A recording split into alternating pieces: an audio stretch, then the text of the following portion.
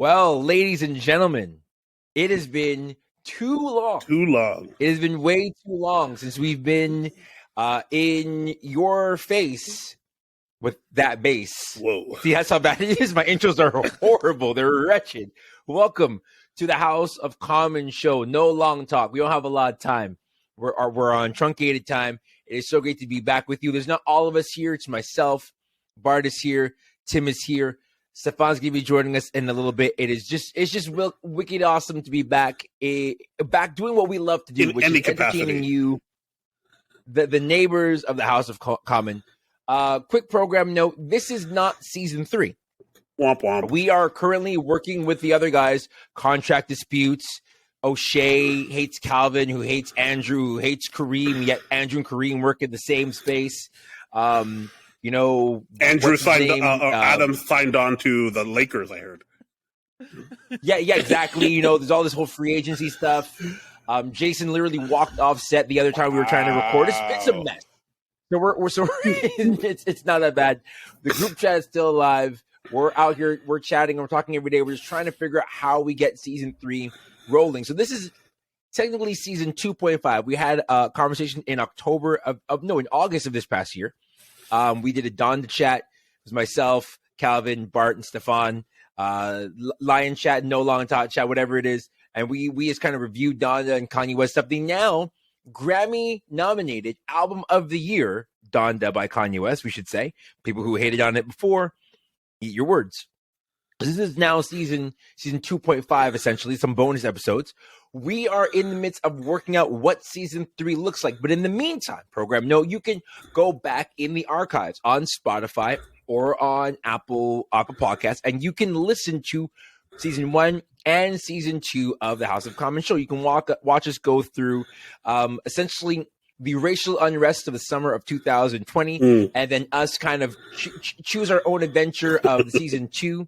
That sort of mode. You can also find a lot of our video archives, our TV show, and our live show that we did for season 2, all on YouTube. Search towards House of Common show. So you can subscribe podcast-wise to all and catch up on all the old stuff, or in anticipation, no different than somebody watching all of the Spider-Man to get ready for Spider-Man No Way Home.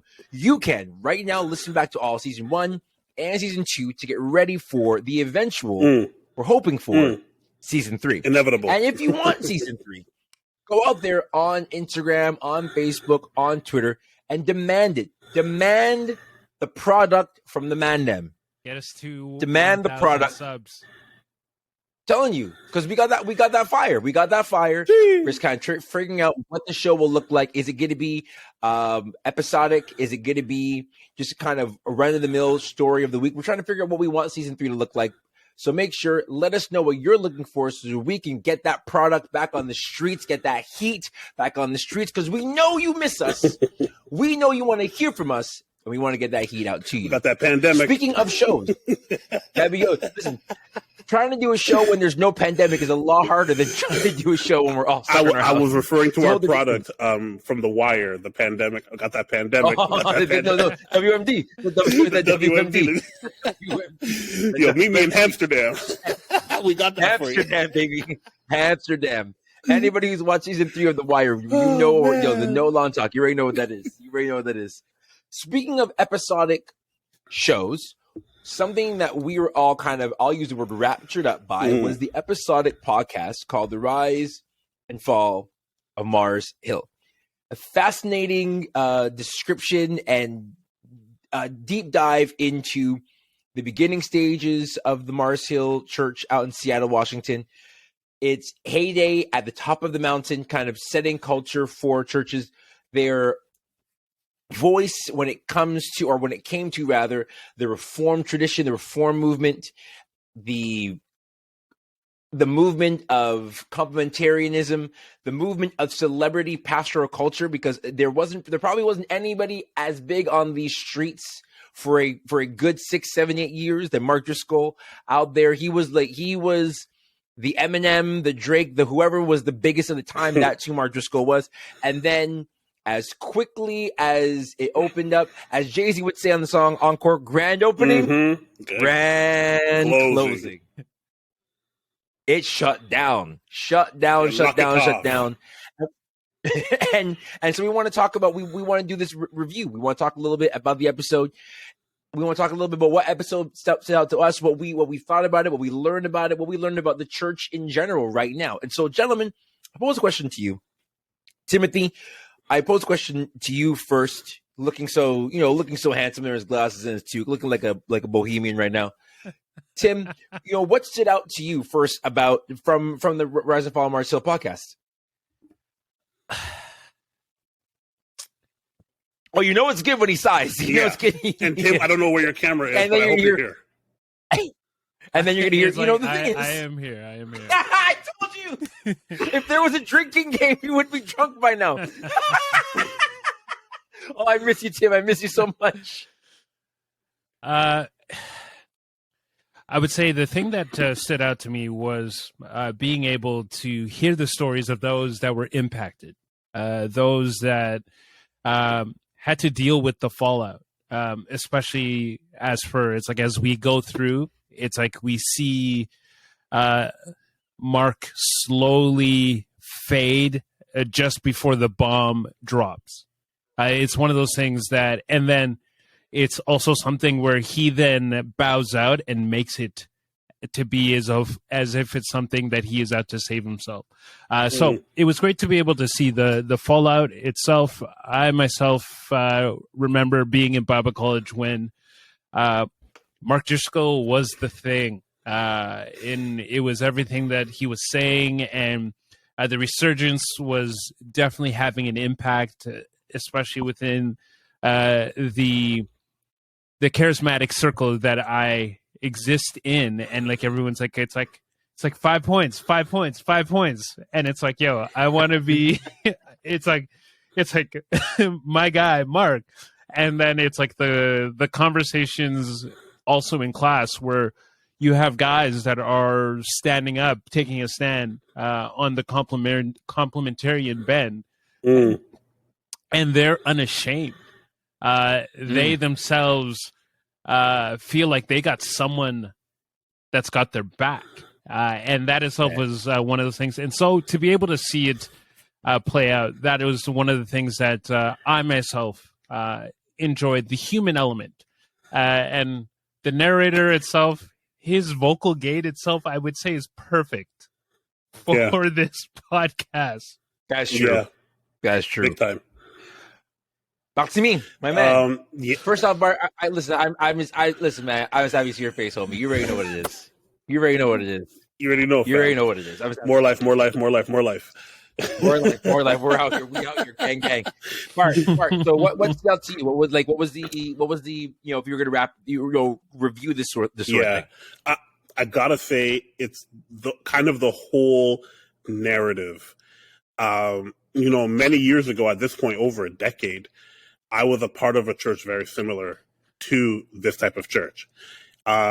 And in the last episode of The Aftermath, where one of the quotes they say, they mention, I forget who was talking, but they're saying, hey, Mark used to always talk about how, there was a special protection over Mars Hill. And, he felt almost nervous or scared of this, leaving or anything beyond that. And that's something that I had to deal with myself, because the church in question that I also attended had a very, very strong message of, this is it. This is where God is moving. And so people were afraid to leave because it was so tied to the leadership, the charismatic style. So just the biggest highlight for me was like, whoa, at the same time that I was, for lack of a better term, glorifying this ministry in Seattle while going through my own trauma, thinking that everything would be good, it turns out that it was parallel stories. And the biggest takeaway was, wow, I wasn't alone. This is something that is prevalent in culture, in church, and the whole notion of celebrityism, and what that fallout looks like in regular people's day to day. That's huge. just the amount of testimony, people's stories is what I mean by that, who were in love, infatuated with the idea, the notion, and then also so let down and disappointed and hurt and technically abused by the exact same thing. That's a major, major parallel to my own life, a parallel that you can see had such a big ripple effect. That's like the biggest highlight. I'm just like, man, A, we have this similar story that I'm sure more than what we even know have. And then B is, what does this mean for individual people who are looking to deepen their faith? And how do we then progress or evolve the movement of quote unquote religion, if that even is a concept? We'll talk about that later. How do we then move those pieces forward into a way that is more organic into what Christ has designed for the individual to deepen themselves in the connection with God? So I think those parallels at the same time are like the biggest thing I always think about, especially when I suggest this show to people to listen to, which I have done a lot. Because I'm like, are you not listening to this? Have you heard this? This is crazy. In fairness, it's almost felt like gossip, because most of the time the people that I'm referring this to are people that I also went to the same church as me way back, all those years. I'm just like they were going through it too. Like it was all of us, going through it. Like, are you listening to this? Tell me how this is not like word for word. If, Christianity Today came around Toronto area, we could have a story right now. So it was a bit of like, oh my gosh, are you listening to this? But at the same time, it was like, oh my gosh, like, this is huge, because so many people looked up to this church. Yeah, like when I think of, recapping the entire series, it's one, I think in our group chat especially, we've all kind of shared stories, either stories that we've experienced ourselves or stories that we've heard of churches that are like this. Mm-hmm. But we're just kind of sharing our own wounds, right? We're just kind of like, you got a knee scar? Oh, check out my elbow when I fell down. Check out this, check out that. Like, blah, blah, blah. We're kind of sharing that story. It's a whole other thing when it becomes something where it becomes public. And the tough part about the listen was that there were some, there's the episode where they're talking about the baptisms and people, they're having to drive to Walmart to go get towels because people are being baptized. And this worship leader is looking over and his daughter gets baptized and he's freaking out because both things are happening congruently at the exact same time. And I found that really hard to kind of like make sense of in my mind, that both these things were happening at the exact same time. Because we would think that if this is an abusive environment, like nothing good is happening. That's all bad. That's all this. But like people were still, experiencing Jesus. People were still, growing in discipleship. People, like it's just crazy. People were getting baptized. Yep. They're planting churches, all this sort of stuff. The rain falls on the just and the unjust, man. You know what I'm saying? Like this, like we always say like, oh yeah, but Scripture is real. Scripture is real. Fact. Scripture is real. You get me? You get me? And like they're happening at the exact this weird underbelly of like NDAs and people getting fired and the celebrity church culture and all sorts of stuff. And we'll talk about NDAs in a little bit. That sort of stuff. I got but like so all much of it's smoke. happening. Let's go. We're going to. But this is all happening in the undercurrent, and at the same time, then people are experiencing Jesus. Yes, and people and at the beginning stages. Because this was the big concern that men were taking responsibility and serving their homes and serving their families. It's only later on that became abuse. But at the beginning, men were like it's like both these things were happening congruently, and my brain just hurts trying to kind of like figure it out. And I remember the other thing that too is I remember simply putting, like, I don't use Facebook a lot. Who would? But I remember posting on Facebook pretty well literally saying, the Rise and Fall of Mars Hill. That's the post. And watching the responses under it. And then some people were like, yo, this is gossip. I don't know if I can watch it. It feels wrong to do this. It feels wrong to watch it. And other people were like, yo, let me tell you the tea. Let me tell you the tea that happened in my church. Let me tell you the tea that happened with this person. Let me tell you the tea about this leader redacted from the record who was like this. Let me tell you about redacted from the record. Let me tell you about Redacted from the Record, who works at Redacted on the Record, on the streets of Redacted from. Let me tell you about that person. You get me? Yo. And both those things were happening at the same time. There's some people who are right quick to agree and throw people under the bus, and then there are other people who are like, I don't feel comfortable listening to this show because it feels wrong, and trying to make both of those things make sense at the exact same time was so, at least for me, was so strange.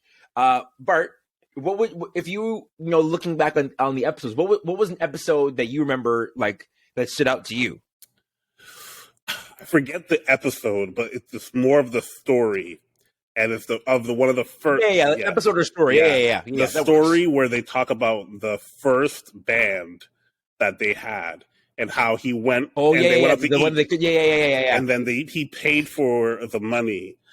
He paid the money for their rent or for their tour or something like that. The money he had just received from speaking, he then gives off to them. And again, so much of this is parallel to my own life story. So a lot of this the things that stick out to me are the things I'm just like, damn. The similarities are so uncanny. I remember I was in the 7th grade. I just went to a music recital. And the pastor in question, again, redacted from the records, redacted, came. The pastor of the church came to my recital, of music. I was playing the clarinet, big shots at things, you know what I mean? Let's go. And afterwards, he took me out to, Outback. And he told me how proud he was of me. He sees the stuff I'm doing. He talks about like how they're just starting this church, it's planting, all this type of stuff. It's new. He sees that I have this zeal, this fire for God. So he wants me to take on more responsibility, leadership, quote unquote, all these different things. And he knew that I had like a girlfriend in the youth group, all that kind of stuff. He starts planning out my life. He starts talking about how, you can if you were to get married, this is how you can do all these things. And there's nothing wrong with getting married young, all this type of stuff. And the reason why I bring that up is not to switch the focus. The reason why I bring that up is how early these conversations and these ties come in. And they normally start from a very safe space.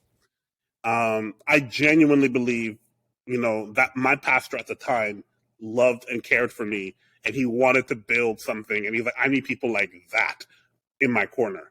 Somebody who has lots of capacity, who gets it, who I can show the quote unquote ropes to, and how we can build something. And the early episodes where Mark is going out to people and doing these great things. I think there was a similar story. These episodes could be close together, if not the same episode, where the wife was leaving the husband, or something bad had happened, and she went to Mark's house, and Mark got her some tea with some rum, and they just hung out. Yeah. They just hung out. And you see, like, there is a point where at the beginning stages, things are more easy to navigate, because it's like, hey, we genuinely need you, and I genuinely care for you. So let's do this for each other. You need something, let me care for you. And then I need something, you help me with that. We're building something. But when things get so big, and this could be a conversation all on its own, when church specifically gets so big, it gets so much more, infinitely more complicated. Because now it's about budgets and book releases, and now it's about HR and NDAs, and now it's about all these other things where before it was just like, hey, you're having a rough time. Come to my house and make you a cup of tea, let's chill. And it was all good just a week ago. You know what I'm saying? Like everything was simpler in those early stages, where you can see the genuineness of Mark, and you can see how corruption is not a light switch. Corruption is something, where you are slowly being deviated off a path, and then you start to lose that not even intimate is the wrong word, that genuine connection with individuals. And along the way, as you get through the episode, you're like, this man is no longer treating these people like people. And at the end of the day, that's what this is. It's people. So if the story is about people, if the whole Christian gospel narrative is for God so loved the whole world, how far removed when you get to these latter episodes, bruh, that's like the biggest, like, when I think of an episode, I'm just like, those two stories, because I see myself in that type of narrative where I'm like, oh, it was so simple back then, and everything changed. Timothy, you favorite episode or story that stands out to you that really like I love what Bart just said. Like, that's fantastic to me. Like, because I resonate with that. Like, and just before you go on there, Tim, a part of me, because we've all done youth ministry before, we've all done church, we've all been a part of or are a part of church ministry, and we know what it's like to see someone and say, oh, there's something in that person, right? I want to sit down with them over coffee. I want to share vision with them. I want to invest in them. I want to bring them along. We've all done that. We've all done leadership retreats and things like that. And I love it. But a part of me is also kind of like, is that a little bit predatory? Is that a little bit sort of like, I see something in you that I can benefit from? Like, I'm approaching you right. Like, all of these things that I've never had to think about in my soul, going like, was I being not being a predator, you know what I mean? Like, not that sort of on that far reaching law and order SVU sort of thing, right? But like, seeking out, because it's like, if this kid or this adult is on my team, then my ministry is going to be better. My life is going to be easier. And then if they become a problem, bet I'm just going to make it harder for them to stick around. So like, I hear what you're saying, Bart, and I'm like, oh, my soul feels kind of gross. Timothy, you, favorite episode, favorite story? Just to tag on what you say, the term is you pray them out. Yeah. that is what is said, and it's like, I say that just being in classes, being in staff meetings where it's like, they're great, but it's like, we're praying for the Lord to move them on to something else. And so, for all of you that are either listening or watching to this, if your pastor goes, I've been praying for you. Oh, don't boy. take it. They might not be praying. They might be.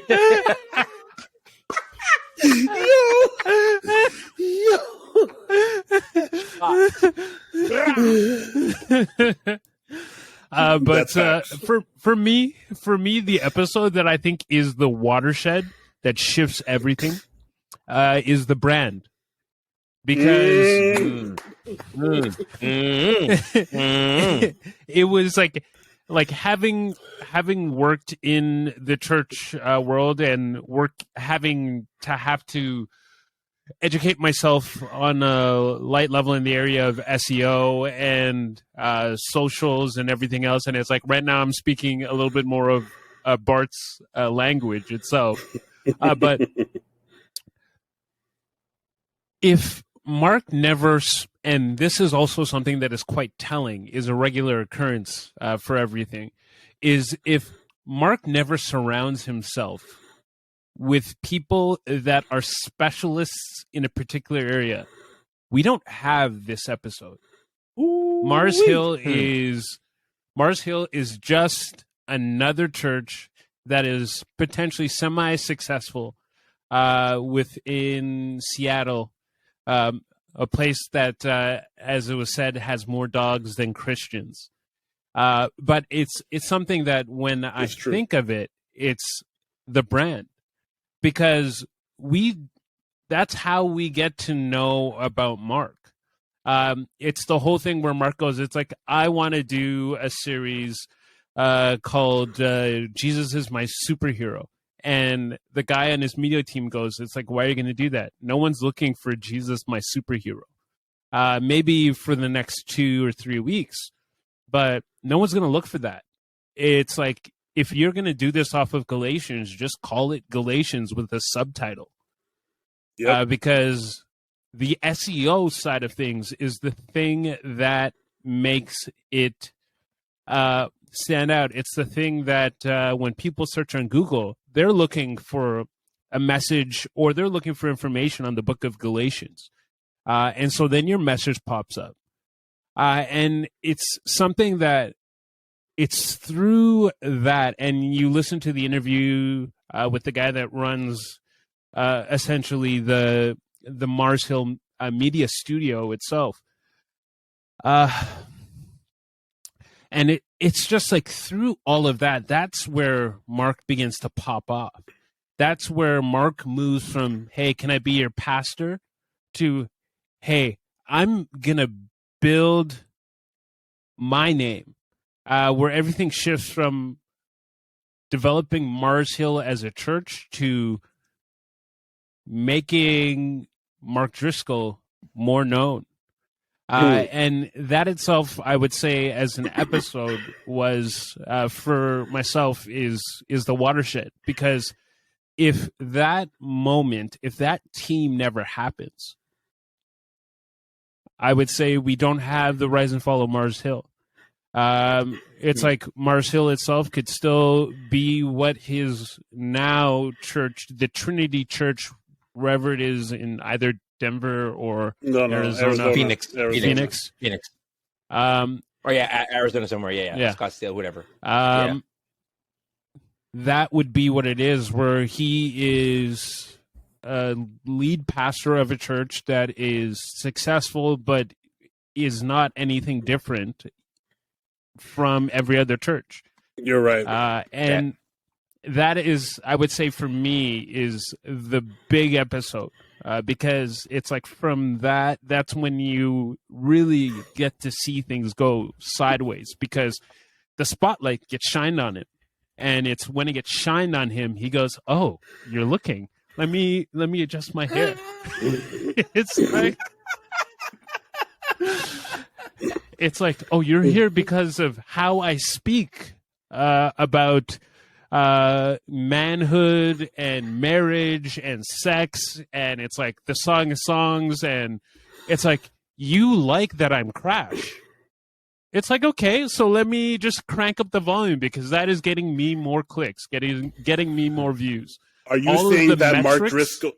Are you saying Mark Driscoll is the Christian Logan Paul? He's just chasing the views. Wow, Jeez, hombre. But I mean, listen.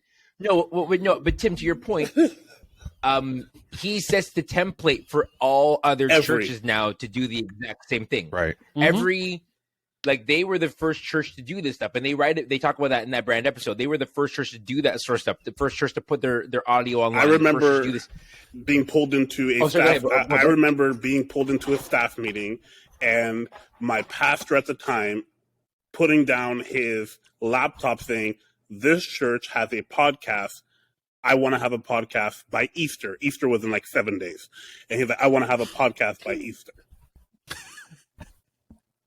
And remember, a lot of people we're rocking with podcasts. We're rocking with podcasts. This is 2008, 2010, like around that era. Right? And it's only now that many churches are doing this sort of stuff. But there was a long 10-year gap where churches were so slow on. They were still doing CDs. They were still doing. You had to go on the website and stream it from the website and keep the website on your computer the entire time. Meanwhile, they're doing things that nobody was doing. They set the template, and so Tim, I agree. That's a really good point. That's the moment where everything turns, and the brand Mars Hill brand turns into the Mark Driscoll brand, which then turns into this whole other thing. Stefan, good to have you on the show, brother. I'm glad to be here. Glad to be here. Good to see you. Good to see you. It's good. His computer works, ladies and gentlemen. He's in the building. Have to update that Chrome. Stefan, the icon, Watson. Falcon. Do you call him Farrakhan? The minister? No, I'm not the minister. We're going through. It's like, what favorite episode or story? Something that was your sort of oof, this is the episode for me. What was something or a story that stood out from the entire series? You know what? I felt like every episode there was always that oof factor. Oh, don't push! But no. I liked all the shows. Shut up. But that last episode where the dude is talking. I can't remember who it is, but he's talking about Mark wasn't a sheep; he was a wolf. And then he goes, Blood. and Jesus warned us about this. And I'm like, oh Blood. my goodness! Oh yeah. Blood. I was like, yo. And you look, and then another one that really stuck out to me was and this came up a couple times, but Mark saying he couldn't be mentored by someone whose church was smaller than his. Oh yes, yo. And I was like, this guy. I got lots to say. This guy's refusal to submit. This guy's refusal to be taught, to be mentored, regardless of whether we agree or disagree with, like, you know, some of the theology of the people that are mentioned, the Pipers and things like that.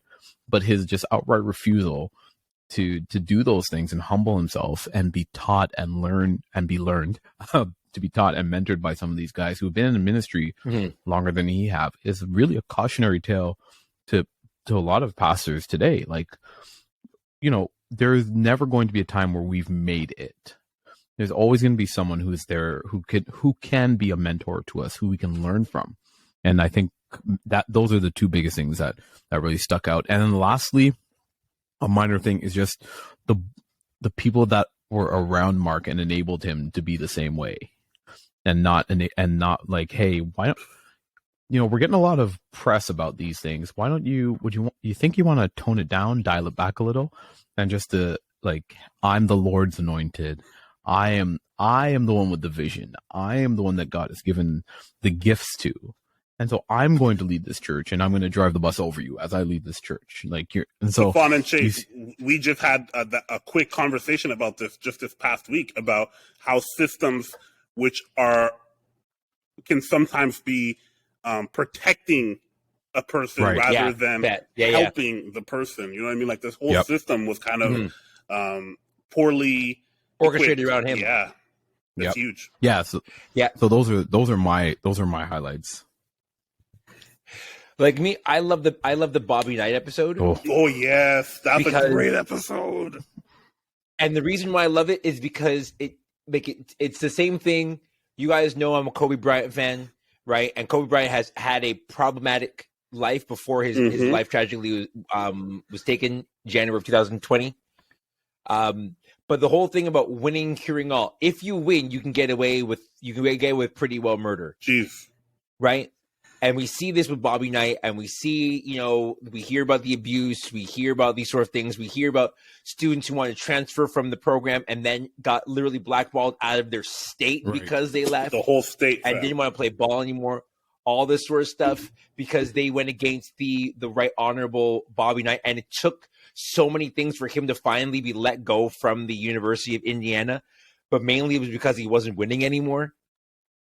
And how, you know, I was watching, some of you would know the show Parks and Recreation, and there's a scene in season 3, I believe, where one of the characters, Ron Swanson, he's pretending like he's Bobby Knight, and he takes a chair and he throws it across the gym floor, making fun of the Bobby Knight scene. And how many times do the people on the Rise and Fall Mars Hill podcast talk about these chair throwing moments that Mark has? He doesn't lay hands on people, but how he pulls people into offices, or how he has other people, goons, you know, do his dirty work for him, or how he has people come into meetings and there's like a 3-on-1 and there's being yelled at and things like that. And how that whole Bobby Knight, like the Bobby Knight episode for me was like, oh my goodness, like I know people like this. I know people who can be absolute jerks, but if they speak really well, or they worship really well, or they do audio really well, or if they do website or Instagram really well, if they present a certain way of living really well, then they can get away with murder. And let's not even talk about we're 4 black men on this podcast right now.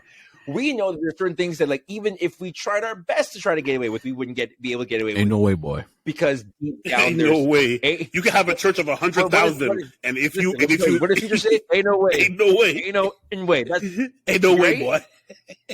You can have a church of 100,000 people.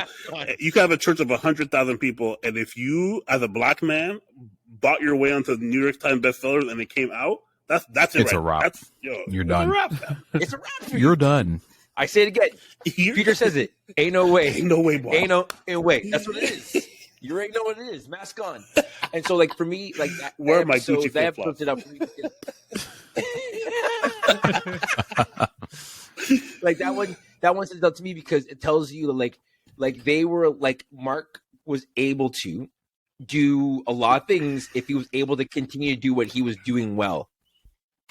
And they kept on kind of promoting that, like Mark the speaker, Mark the communicator, Mark the speaker, Mark the communicator. So he was able to get away with stuff because money was coming in, because people were getting saved. He was able to get away with so much stuff. And then the other thing, I can't remember which episode it was, but the one where they say afterwards that they hired somebody to go through and take everyone's name off of stuff because they wanted to erase them from the history of Mars Hill. So anybody who was a part of the I've had to do that. Like that for me. Like imagine like Bart. So Bart, walk me like you share as much as you want, right? But like, what's that like to then like literally remove someone from the history of an organization? Like you're actually editing them from audio and editing them from video and editing them from website. What is that like? We've removed a lot of people and people's names off of curriculum or teachings that we've done that at the time, and we took people's name off of website articles and publications that we had done. And the way that it's presented is always they were against. So the thing is, in these cultures, is the lead person, the pastor, is elevated to a status of, I'm so high up, but because I'm so high up, I'm so vulnerable. So we always have to protect the pastor. We always have to defend him and look out for him. And an enemy of my pastor is an enemy of me. So when somebody leaves, no matter what the situation is, and a lot of times that whole, you'll talk about NDAs in a minute, a lot of that is shrouded in conspiracy lies or math. No one really knows what the real reason is. The only thing that is talked about is that you or they have spread dissension amongst others regarding the pastor.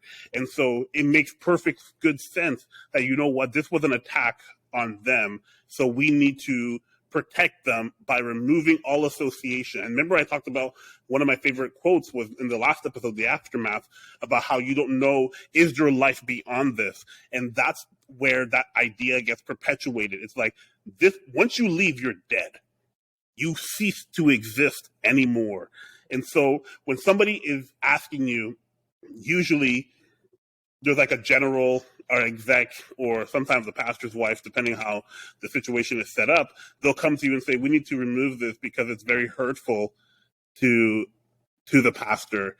And how would, it's just not right that we don't want them associated with us if they're going to be berating and disparaging against them. So it comes from a place of like protecting, and this whole idea that they are so strong on the pulpit and with the microphone, but the intercommunication among the staff and among the core lead is very much, I'm out here on the battlefield, guys. I'm so far ahead from where you guys are. You have no idea what it's like. You don't know how busy I am. You don't know how much work I do. There's all this comparison of like, you're not nearly as pressured or important or vulnerable as they are. And that's where that whole mentality comes from. It's like, Mark, I guarantee you, in the inner workings of Mars Hill would very much be like, my life is so hard being the public figure of this thing. And so when you're done, when you get fired or you leave or whatever the circumstance is, that's where it comes out, where it's like, we gotta take them away because we don't want them to get shine from something that we are building. We did this. You know what I mean? I sound like Drake right now. We look around you. We built this. Yeah, look at our city. It's a college team. You know what I'm saying? So it's like there's that homeschool pride, and that's where people rally around them, irregardless of, to use the Mars Hill analogy, irregardless of the amount of people being run over by the bus. Regardless. Wait, Tim. No, I was just pulling. Oh yeah. Sorry. Not irregardless. Regardless of, yes. Regardless. Yeah, right. That's so funny. For you listening, that's an inside joke from the group chat. And for those of you who are listening, shout out to Adam Hoskins. We love you, man. Can we have about half an hour left to talk. Can we take a couple minutes to talk about the NDA moments in this show? Ooh boy. Like there is a lot of conversation about NDAs, and I would say a lot of conversation about NDAs were because of this show, right? And you can be right or wrong in terms of how you feel about them, but a lot of the if you don't, then we're gonna make your life a living hell. We're gonna destroy your life if you don't sign this. All this sort of stuff. You need to move town. You can't plant a church anywhere near this. If you plant it, I'm gonna tear it down brick by brick. Who the hell do you think you are? Like all this sort of stuff. Like gentlemen, let's take a couple minutes to talk about that, because that's something we've talking about this for a while, about this sort of feeling. What are your thoughts? I got lots, but I don't want to keep talking. Please, Stefan, go.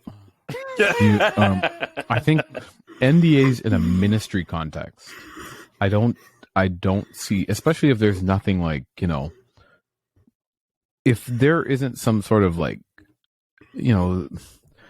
how do I put it? If there isn't like some sort of legal matter, right? It's not before the courts at the moment. I don't see the need for an NDA in a church. If a church is asking you to sign NDA, then there's something wrong there. Everything should have been above board from time. But asking people to say, well, you're not allowed, or telling people you're not really allowed. We don't want you talking about the church, once you've left. But that, what are you hiding? The church is supposed to be open, right? Like, how are you holding them back? So I don't know, I don't think NDA should be a thing, and I don't know if it was because of Mars Hill. Like, I actually would love to spend a little time trying to figure out where the church got the idea to have people sign NDAs when they leave, and how has it become prevalent? Well, it's like I said this in the chat itself, that Mark Driscoll itself is the amplification of church culture of the boomers. It is literally, it's one of those things that he basically takes everything that we see with the pastoral hedge of protection, and everything else on that end. And he basically puts it not on a loudspeaker, but he basically broadcasts that across the internet. And it's one of those things that the NDA itself is,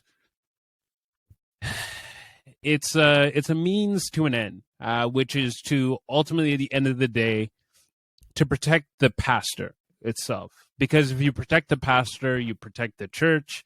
And so it's one of those things that it's done under the guise.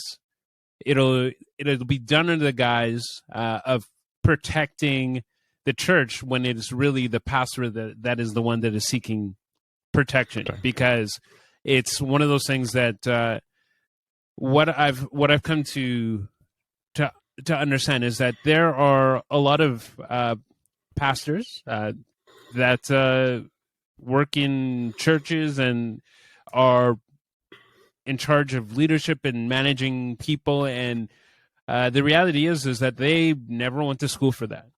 It's like I was thinking about it beforehand. I don't even know what Mark went to school for. But it's like he has a theology degree. Okay. Yeah. And he talks about that at the beginning. That's why he's a story and how he gets his education. That's in the first couple episodes. Yeah. And so it's one of those things that it's like we do a class on church administration. A class. Singular. A class. And then what it is that you get thrown into the church world and you learn the dysfunction on the job. And so then for what you see and what you experience, it goes, okay, well, this is how it's supposed to go. It's like when someone leaves a church unceremoniously or unexpectedly to everyone else and potentially even to themselves, the correct course of action is an NDA with some some hush money to keep them keep them happy on their way out, so that they don't burn it all down.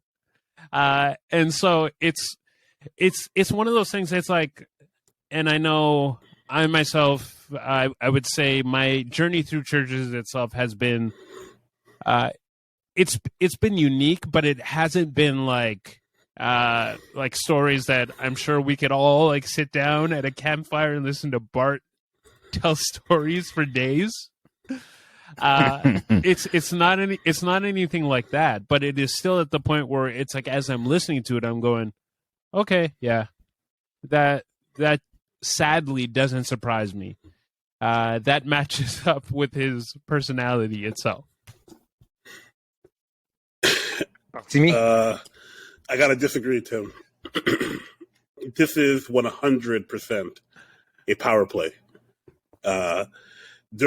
So he said under the guise. He said it's under the guise. Yeah, a lot of what Tim was talking about was like, this is a very standard practice to protect the pastor. I don't think so, and at least not in my experience. And I would suspect not in Mars Hill. I don't think Mark was scared of anybody talking or saying anything. When you're in a position where there is systematic leadership abuse, they are involved in everything. They're involved in your time. They're involved in your family. They're involved in so much. And when you, for whatever terms, come to a place where you're like, that was the straw that breaks the camel's back, I gotta get out of here. It's a threat. And the threat is, I'm gonna dangle this money because we're gonna be nice people towards you. And I don't want to sound jaded in this. It's just I've received an NDA. I did not sign an NDA. I signed it as Popeye the Sailor Man because I did not want to sign it, and I didn't like the idea of being offered an NDA. And I wasn't offered a lot of money. I think I was offered like a month's salary, but basically, a lot of information, and we're not scared of you. But you better understand. I will make your life a living hell. Which when you think of it, for a board and for a pastor to make that type of statement underlined in legalese, that is huge. Mm-hmm. But I do not believe in these situations where there is an aggressor, like someone like Mark, at the height of his prowess. I don't think he's scared of the person who's leaving. I think, if anything, he's threatened by them starting something, because if somebody else leaves and showcases success, then that means he's less special, the person being the lead pastor of said church, right? So if I leave and I start a church in the same city in Seattle, then, Mark isn't that unique of a light bearer.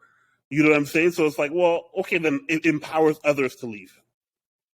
So the threat is to control your action.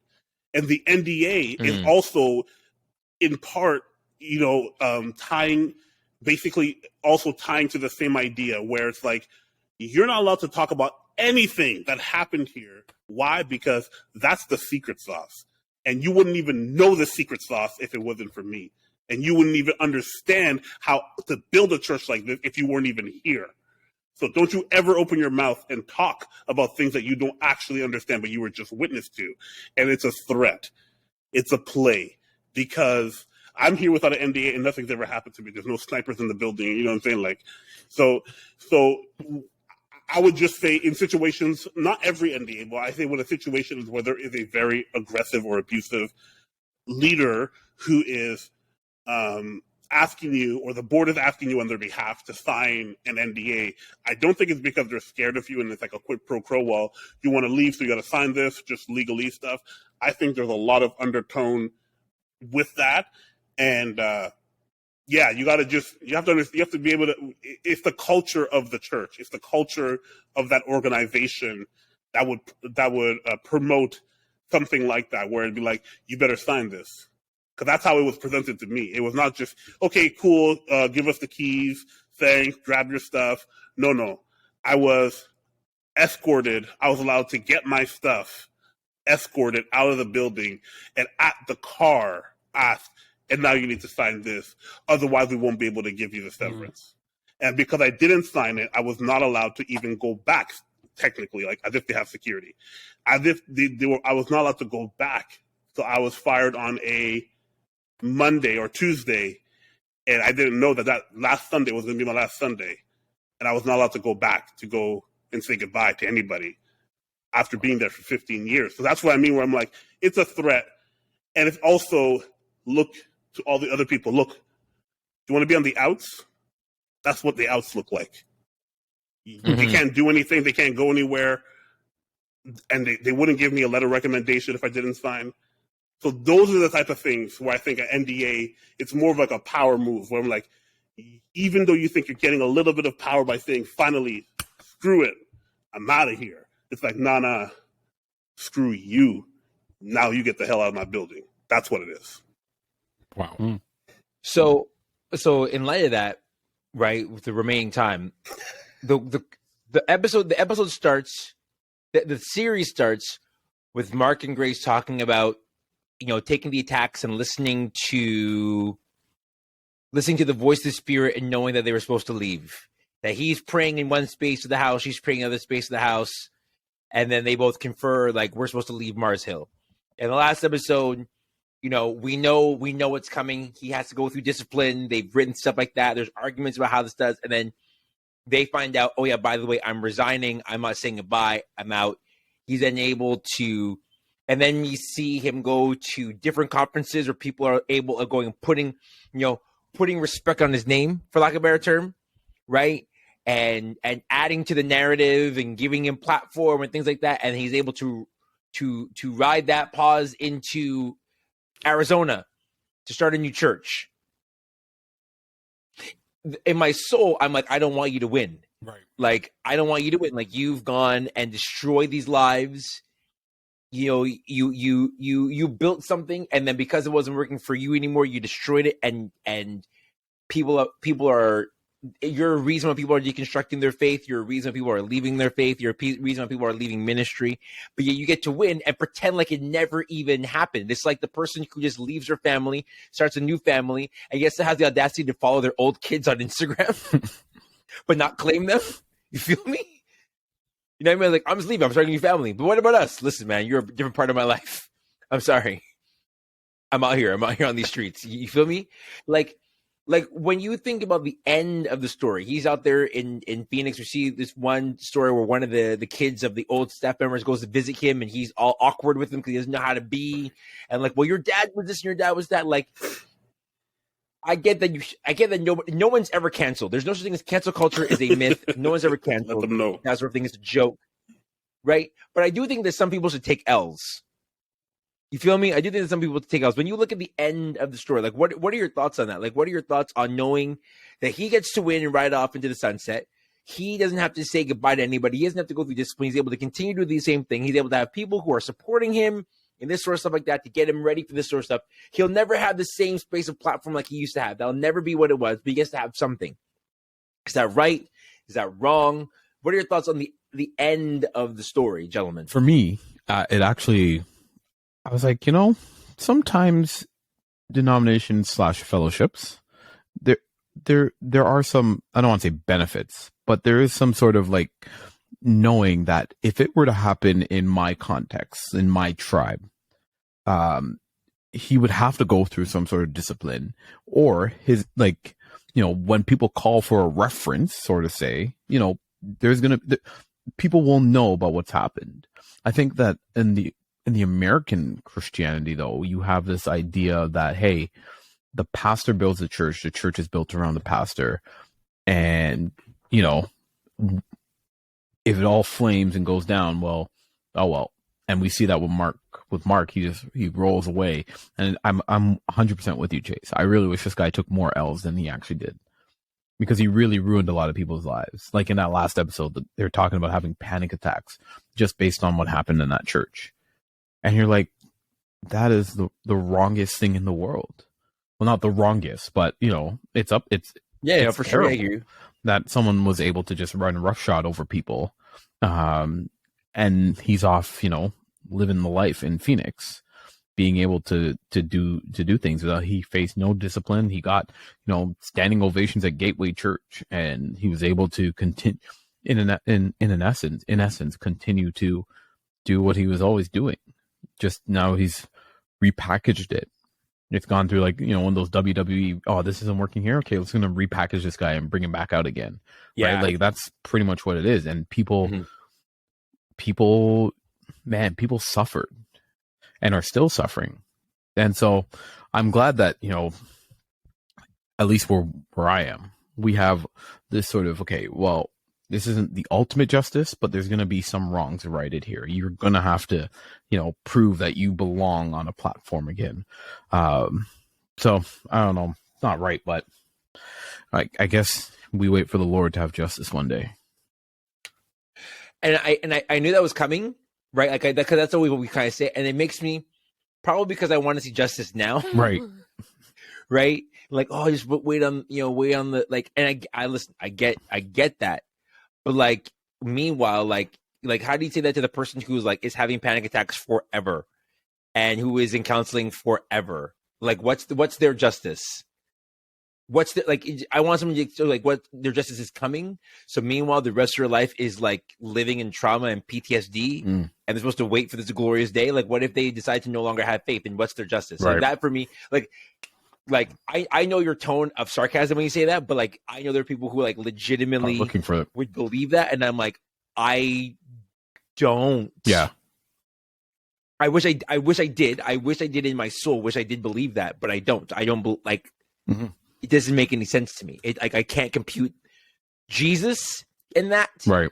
Of us hey, listen, man, just wait it out, man. Hey, listen, you got it's gonna come one day. No, I don't know. But I agree with you. Do you guys just move off and just kind of just start all over again? New family, Right? 2 Christmases, Wow. 2 kids, brand new wife. It's all good. It does suck. I don't know how to reconcile those two things. Oh, sorry, when I said new wife, I meant new church. The new wife I know is what you new mean. church, I know not what you he mean. left. I know what you mean. Yeah. You know what I'm saying? He bastardized his church. He left them high and dry. And the question is, did he do more good than bad? What was the ripple effect? I think there is a higher call to not just ordinance, but also judgment for people who are shepherds rather than sheep, And at the same time, it still sucks when you see them move to a new place and you see them live moderate successfully. Right. Or if Adam was here, moderately successful. So the grammar police. But what does that say about us as a people that we still flock to the contrarian type, pseudo masculine type, all these different things that Mark embodies? He's a strong word faith type, all these different aspects and attributes. We enable celebrityism at the core of it. Yeah. And so if he gets success, that's because the market had a place for him. And the church needs to take a bigger look at who do we elevate and what do we propagate as success and what do we propagate as a good leader. Notoriety is not enough. Being famous isn't enough. Being eloquent or someone who is well-spoken is not enough, and yet we fall for the same tropes every time. It's like a really bad rom-com, I'm no, don't go for the bad guy because he's going to let you down. Go for the good guy. Whatever it is, whatever those tropes are, we fall as believers, as people, for those things. And you almost... I hate these words about to come out of my mouth, but you almost can't even blame Mark Driscoll. He had something he felt he wanted to offer, and people showed up. That sucks Ugh. for the people that are suffering back with his first family in Seattle. It sucks because it's like, what are they supposed to do to move their faith forward? And that's where the whole deconstruction conversation happened.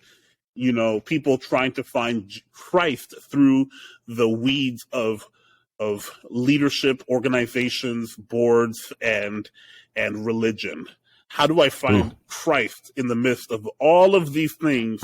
Because although they are necessary for the longevity and success of a church, they also can be a big hindrance to a church. That's the tough thing to reconcile between those two things, man. It's something that when I think about it, as much as we would love for him to, in a sense, ride off into the wilderness, to never be heard of from ever again. It's something that I think that it's almost the very fact that he went and he started another church again, and it isn't anywhere near as successful as Mars Hill. From the little bit of time that we've had to interact with the impact of his psyche, I almost feel like every Sunday he gets up to speak at the Trinity Church. As much as he sees people and he goes, "Oh, the room is full," he internally is consistently reminded of the fact that that is the only room that is full. And it's that's a and You can't see this on camera, friends, but I'm literally I am bullet time matrixing right now at that statement. Just and it's something that it's like you hear stories of him talking about like having like 100,000 people across campuses across the United States, and it's now maybe like he has like a couple thousand and he's just down to that. And it's also something that he started a new church with what it appears to be relatively new people that knew of him at a distance. And at the end, the aftermath, when he interacts with, was it, I can't remember his name, but the guy's son of whoever. The son of whoever. no. It's like that feeling of awkwardness is that he is consistently trying to run from whoever he is, that he himself would say that he left in Seattle. And so it's one of those things that it's almost one of those things that yes, we want this instantaneous strike of lightning thunder. But nothing is worse, I would say, for judgment than one that is protracted. It is something where every Sunday he gets up to speak, and every Sunday he is reminded of all the people that he misguided. It's one of those things that he would say that he is not complementarian anymore. He is not a 5-point Calvinist anymore. And it's something where I almost feel like the rest of his life is being internally dedicated to undoing all the ills that he committed within Seattle. But it's something that interacting with the son of just reminds him that there isn't enough time to be able to do it. And unless he himself wants to actually go and make amends and stand up, and it's one of those things that maybe a bonus episode will come out where Mark will be like, hey, let's talk. It's something that he still has a lot of reckoning to do. And I would say he himself is being tormented every day of his life every time that he gets up there, every staff meeting. And it's that itself is my thing. No, I think there's a good point there. Like, you can only convince yourself for so long, and that living that double truth is exhaustive. Mm-hmm. You know what I'm saying? Like, it's an exhaustive exercise to constantly be like. I always thinking like we'll conclude in a couple of seconds, but I always think like Donald Trump, those sort of people, they must be exhausted, constantly convincing themselves that everybody's against them and that they are always right. You're right. Like, it's such a relief to kind of go like, you know what? I don't care. Like, I did this and I can move on. It's so much more work to try to be something that you are not. And maybe that's a part of the justice, that every day he is draining himself because he's trying to be something that he isn't. Gentlemen, we got 3 minutes to kind of close off this conversation. Round table. What's the 30-second lesson from the show? What's the 30-second lesson from the show? The 30, like, or something that you like, the 30-second take home, the 30-second don't do, the 30-second thing that you're kind of grabbing from this series. The gospel is person to person and not celebrity to followers. And God is no respecter of persons. Like I already said, the rain falls on the just and the unjust. And but for the grace of God, so go I. Mm.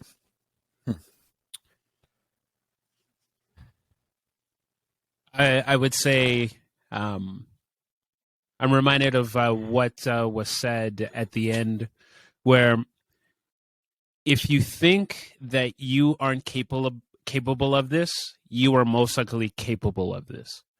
And so it is this internal spot of introspection going, it's like, why am I doing this? Why do I want to see my youth group grow? Why do I want to see... levitate.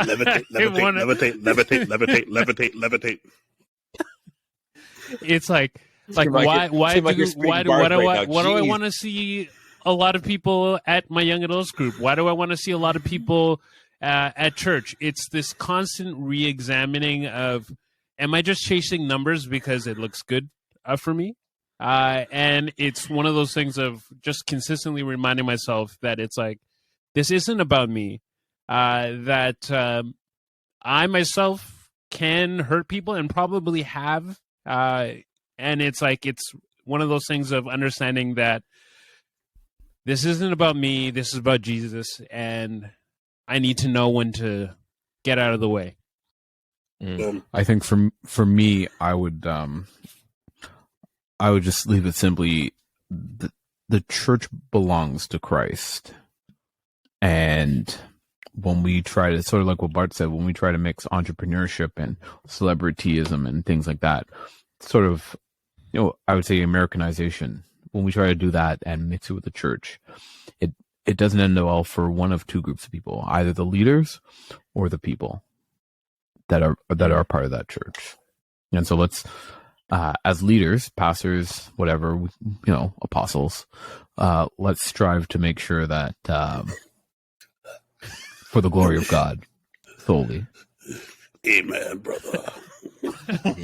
No, I feel you though. I won't add to it. I think those are good lessons to know. Ladies and gentlemen, wait, hold on. You have before we go, can we give a shout out to Christianity Today and Mike Cosper and those guys who are actually bet. If we had sound effects, we were going. They did a really great job. The production and everything was tremendous. So we want to shout out from the House of Common. Good job, guys. Except for some of those last songs were booty. Some of those last songs were booty. Fair, true. Some of those last songs were kind of like, yo, guys, you could have picked the trap beat. You could have picked something. Can it get a trap beat? Can you get a trap beat? Yo, if you want to come through and speak to that, it's like, yo, hit us up. It's true. I'm saying, listen, we can do. We know churches. We can do the same story. Rise and fall of redacted from the record. Redacted from the record. Redacted from the record. This has been an episode of the House of Common show, season 2.5. Like I said, we are working on figuring out season 3, where it's all contract disputes. It's all Andrew Jones. The reason why we haven't done season 3 is because Andrew Jones is asking for more money. He's asking for more money. He's asking for his own show. He's asking for, I'm just saying. If you know Andrew Jones, you know he's the last person to make those sort of demands. But make sure download this episode, download prior episodes of season 1, season 2 to get reacquainted with the Mandem. We are lining up season 3. We are excited for when we're able to finally drop it, when we're actually able to get back into recording. It's going to be a lot of fun. But for now, do us a favor. If you haven't listened to the Rise and Fall of Marcel podcast, go back and listen to it over the Christmas holidays or whenever it is that you listen to this, all that sort of stuff. Go back, listen to our stuff, watch our stuff, and get ready for more. This has been a special edition of the House of Common show. And there's my son Liam in the background. We out.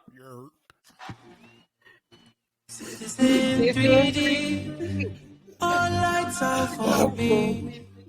All lights out for me. Lightning strikes the beat. AD.